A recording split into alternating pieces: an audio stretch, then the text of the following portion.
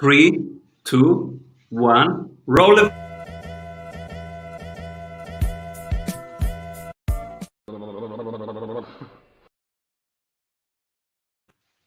Welcome everybody to the Strategy Sprints podcast. I'm your host, Simon Severino. My guest today is the CEO of foundersuite.com. Since launching in 2016, their startup customers have raised over $2.5 billion in venture capital. He's usually in San Francisco, but right now in Florida. Hello, everybody. Nathan Beckord. Hello, hello. Thanks for having me. Appreciate it. So cool to have you here.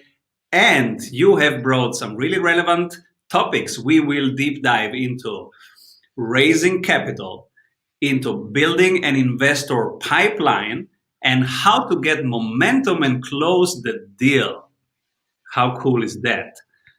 And let's Very start cool. with what are you currently creating? So, currently creating a couple interesting things. So, I run Founder Suite, as you mentioned. We make a software platform that helps startup founders raise capital. It includes a database of investors, a CRM to manage your pipeline of investors, pitch deck hosting tools, investor update tools, startup docs. So, it's a whole end-to-end suite of tools for raising capital. The thing we're creating right now that I'm super excited about is we're creating user generated data about investors. And so that if you're a founder out there approaching and pitching Tom Perkins or Benchmark Capital, this will provide some real insights as to what they look for. Are they actively doing deals? Um, you know, any tips for pitching them, for navigating through the deal process with them. So real insightful stuff about each investor, which is kind of game changing because that's not really out there, but founders really, really need it. So that's what I'm excited about making right now. This is super helpful because many people going through our sprint program, they are searching for outside capital. And in that phase, they spend up to 6 months in raising. And of course, it's not the core part of their business. The core part is Yep. making customers happy and generating more customers. So it's all work on top of that. So whatever can make that leaner and faster and less of a distraction, that's super relevant for founders in their first years. So yeah, excited. Let's go directly to your CEO tip number one: how to raise capital in a time efficient, in a good way. Yeah, you're touching on something really important there. Raising capital takes a ridiculous amount of time to do, right? Especially if you've never done it before, especially if you're a first time founder who does not have 5 exits to their name already, right? It takes a lot of time. It takes 6 months on probably on average. I would say anywhere from 3 to 8 months is a pretty typical range. And frankly, during that time, it's pretty much a full-time job, right? So, the first, I don't know if this is a tip, but the first thing I would counsel startups is be mentally prepared for that. If you want to raise money, you've got to treat it like a full-time job for a couple months. And that's really hard to do because you've got other people to make happy, your customers. A lot of times I tell founders, if you can give some of your day-to-day duties to your co-founder, or even if you can hire a part-time COO to help take stuff off your plate so you can really just focus on fundraising, that's a great first step so you can really clear your plate.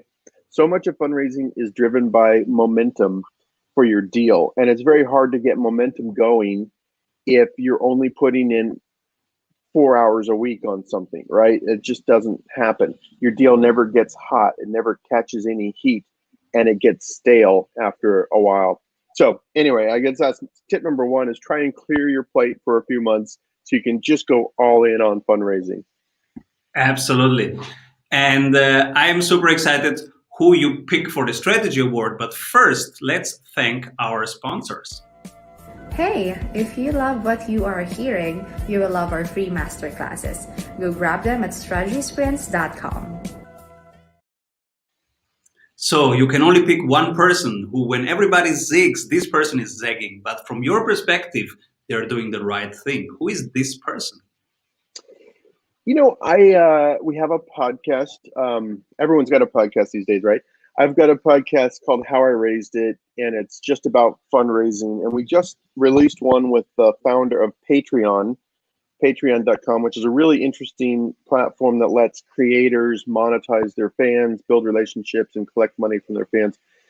They've raised $240 million, and the CEO is a musician. He's not your typical, business, Harvard Business School type. He's a musician who founded this and has gone on to raise almost a quarter of a billion, or actually over a quarter of $1 billion, or 250 million.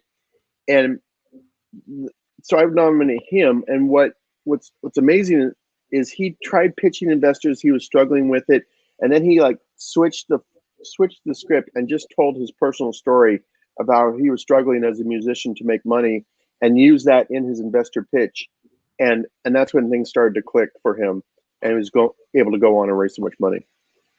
Beautiful. Yeah. And the second thing, your second CEO tip is how to build an investor pipeline.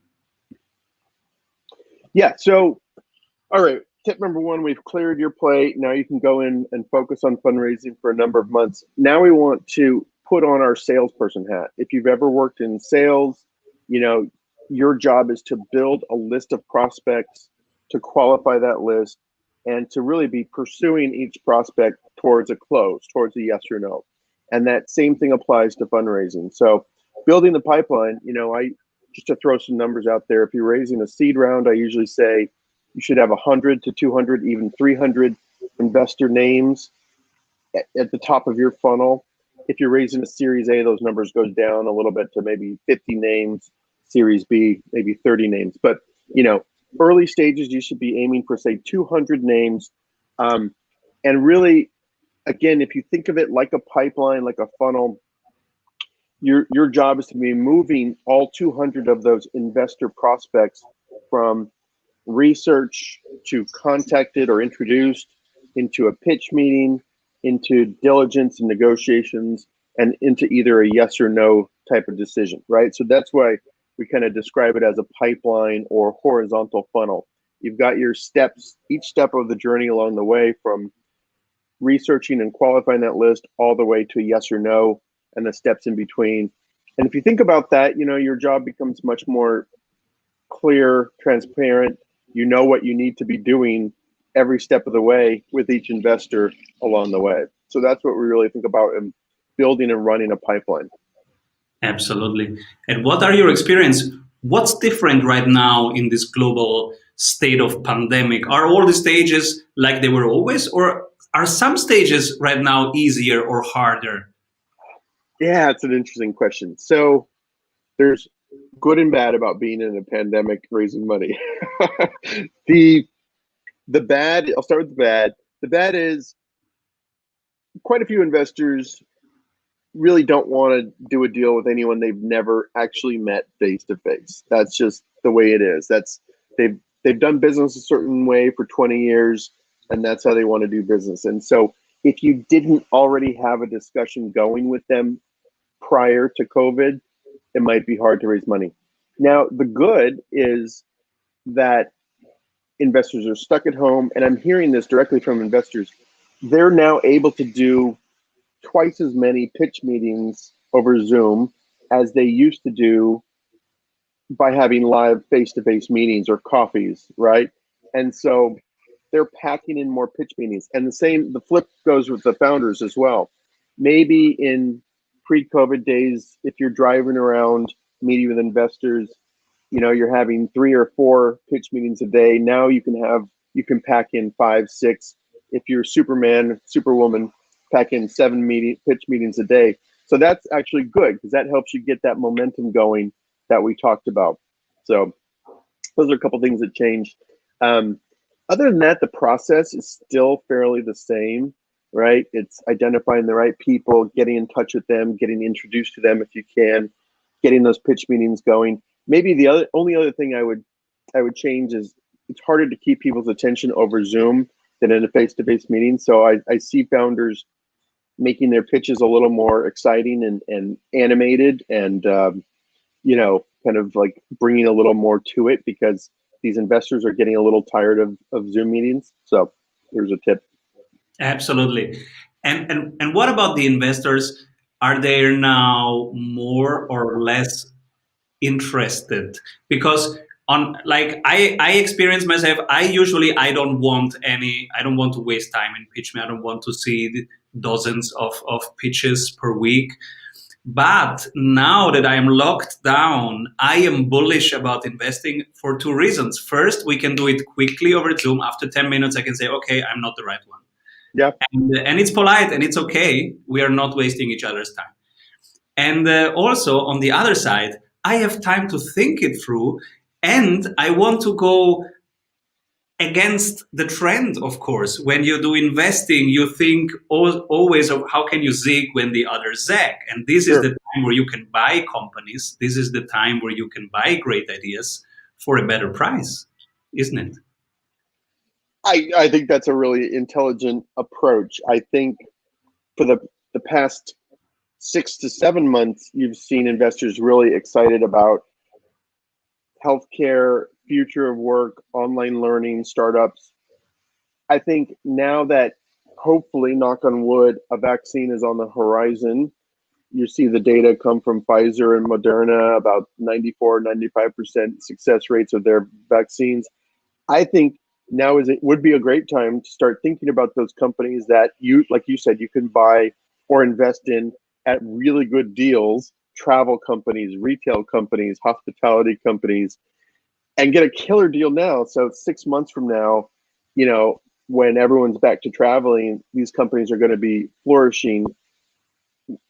Like you just said, when everyone else zigs, you zag. Or a classic investment banking quote is, you should be buying when there's blood in the streets, right? Which I think is kind of a fun, gory phrase. But right, those companies, whether it's even public stocks or private, startups that are trying to raise money for a retail business right now, great time to be investing, because you could get a killer deal, and they're going to come back, and we're getting closer to that point. So yeah, I like the way you think, my man.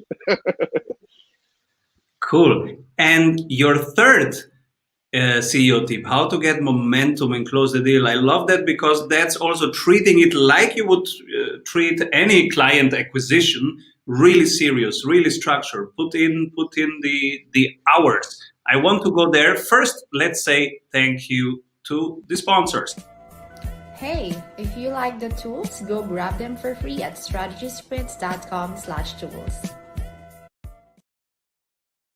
So how do we build up the momentum and keep the momentum? Because also, if we lose momentum, then it gets cold, right? Yeah. Yes, absolutely. One thing, it does go back to tip number one, is clearing your plate. Make sure you have the bandwidth to dedicate to this, because I do see a common mistake where founders get into fundraising, they get into it for a couple months, and then they start to get pulled back into their business, and they kind of take their foot off the gas pedal, and then things slow down. An investor can sense that, they pull out, other investors hear about that, and the whole thing falls apart. So one, I guess, kind of key tip is keep your foot all the way on the gas pedal. But, more practically speaking, as I said, fundraising is driven by momentum. It's driven by tempo and speed. You want to be having as many meetings as possible, packing them all into a condensed time frame, right? So fill your days with 5 to 6, 7 Zoom meetings every day, 5 days a week, and really be diligent about moving and moving them into the next phase, whatever that next phase is. If you've been introduced, trying to set up a pitch meeting in the next 2 or 3 days. After the pitch meeting, following up with each investor regarding whatever they wanted to hear, whether it's, customer references or access to your analytics, whatever it may be, following up really quickly. So if everything's moving fast, That's, just to give a quick little product plug, that's where a CRM like Founder Suite is really useful. So you're staying on top of all those tasks in a really efficient way. And then also signaling to all the investors that you're getting momentum going, right? So when you're meeting with an investor, most of the time they'll ask you, how's the round coming together? That's their way of probing. Sorry, there's helicopters. That's their way of probing, does this deal have momentum, or can I just watch and wait? And, whenever you can answer that with, we're running a pretty efficient process right now.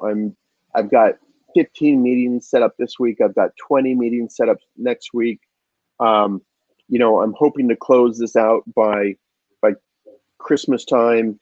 And signaling that you've got other investors interested, right? So in the early stages, it might just be how many meetings you're having. Later on, if you can say, well, we're in diligence with 7 firms. I'm expecting to get a term sheet from 3 of them by next Friday. You're always signaling that there's momentum going, that others are interested in the deal, and that there's a timeline that you're working against. That makes investors kind of move to your timeline. So those are a couple key things to really help get momentum going. And it's one of these things, like, you kind of know it. You know it when you see it or when you feel it, right? You can kind of feel when you've got momentum going, because investors are more responsive to you. They can sense that. One of the bad jokes I make is, every investor can smell if a deal has momentum or if it is stale and limping along. And so, of course, you want to be smelling like momentum. So, I love it. yeah. And I had this 100 times that I like the idea. I jump on the first call, and then I ask some basic questions like, what are your milestones? What is your customer acquisition plan? How many sales will you have next week? Simple questions, but when I smell that they don't have an answer and then don't have a plan, and they don't have the right questions, and if they have no plan, I'm out of the first meeting. Sure. Yeah. I want them to have a plan. So I love your solution because it helps them creating that plan and laying out some numbers and having their targets and having a structured way of going forward and thinking really intentionally of how they move forward. Yep. Exactly. Beautiful. What did you recently change your mind about?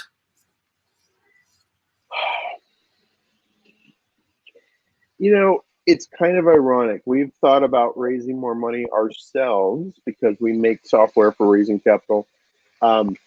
Decided not to in the immediate term because I want to still maintain control over the business. So that's one thing. It's kind of this funny.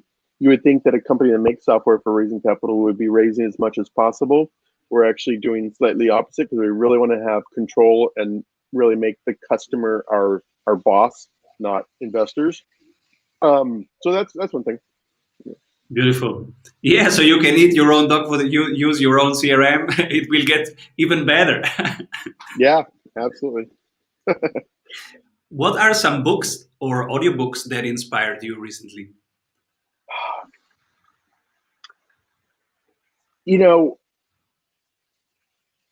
I admit I haven't been a good reader. You'd think with so much extra time not traveling and not doing much during COVID other than keeping the business running, would have more time.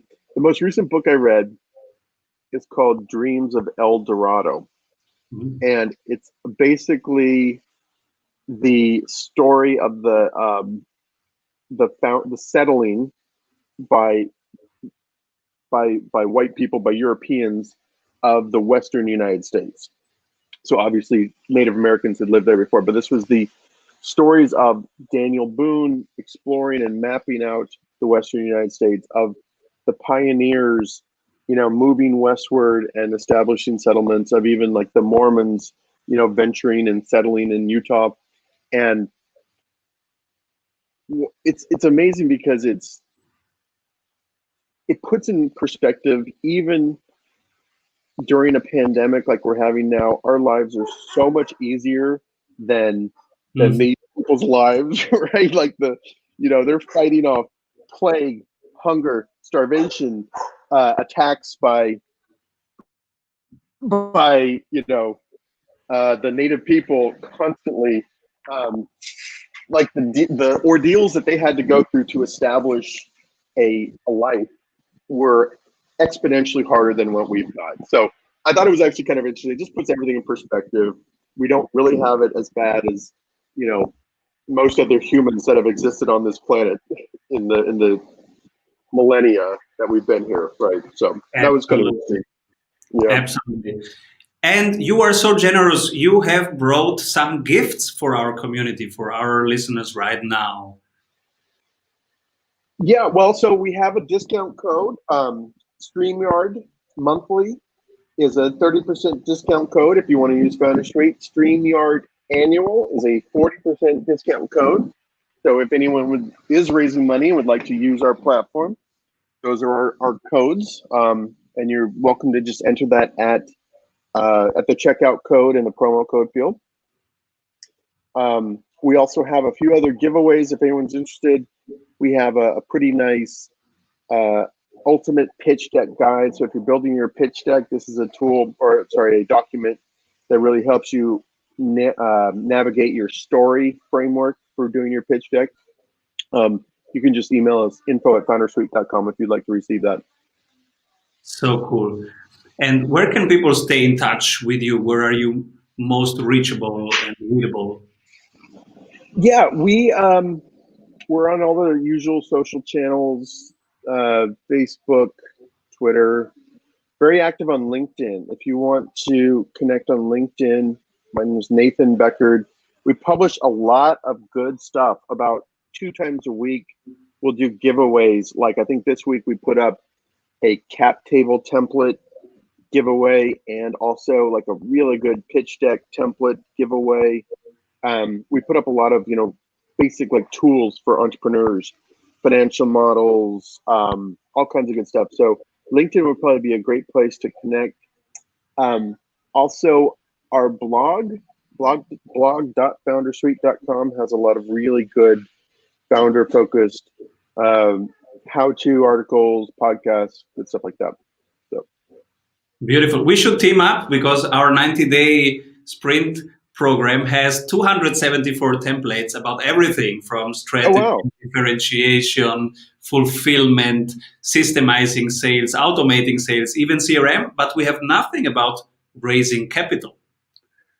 I love it. We could definitely do some swaps because I'm sure especially our LinkedIn audience would love to look at some of those stuff, and we're happy to provide our fundraising stuff for your guys.